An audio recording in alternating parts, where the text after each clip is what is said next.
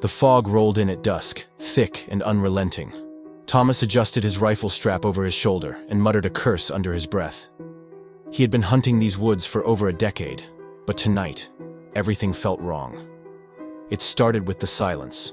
No chirping of crickets, no rustling of leaves, just the muffled sound of his own boots against the damp forest floor. Even the wind seemed to hold its breath. The air was heavy, each inhale tasting of moss and decay. Thomas had set out before sunrise, tracking an elk deeper into the woods than usual. But when the fog crept in, the trail vanished. He'd circled the same cluster of gnarled pines at least 3 times now, the bark peeling like old skin.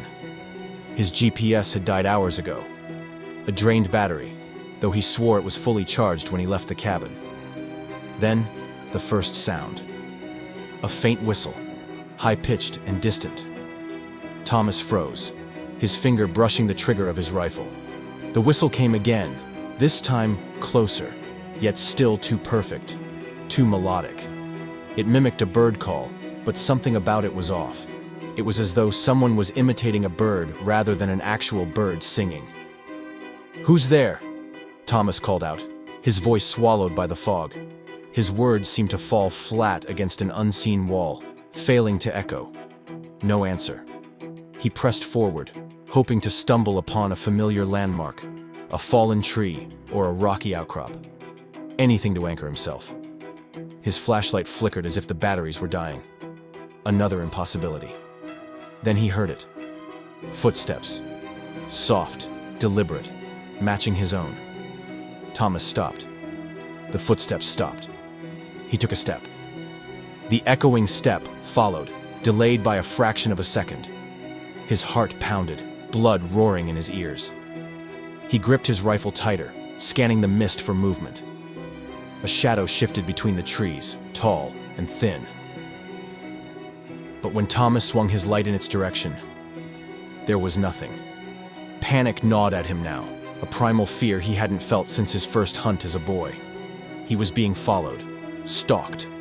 But by what? The whistle came again, closer, and then a voice. Thomas. A low, rasping whisper, broken and uneven. His name. He spun around, rifle raised. "Who the hell is out there?" Silence. Then, footsteps, not just one set, but several, circling him, moving too fast for any human. Through the fog, Thomas saw it, or at least part of it. A figure, emaciated and hunched, its limbs too long, its skin stretched tight over bones.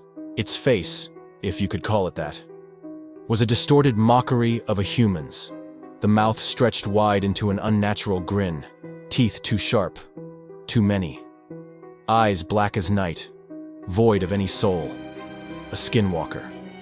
Thomas backed away, keeping his rifle trained on the creature. His breath came in ragged gasps. The skinwalker tilted its head, and then it spoke again. "Thomas, help me." But the voice wasn't its own. It was his sister's voice. His mind reeled. His sister was miles away, safe at home. This thing was mimicking her, twisting her familiar tone into something unholy. The skinwalker took a step forward, then another, each movement jerky and unnatural. Thomas fired, once, twice, but the bullets only seemed to slow it down, not stop it. He turned and ran. The forest blurred around him, fog swirling like ghosts at his heels. The creature's footsteps, now heavier, faster, pounded behind him. It was chasing him, hunting him. Finally, he saw it. An old hunter's blind, half-rotted but still standing. He dove inside, barricading the door with a broken branch and his weight. Silence.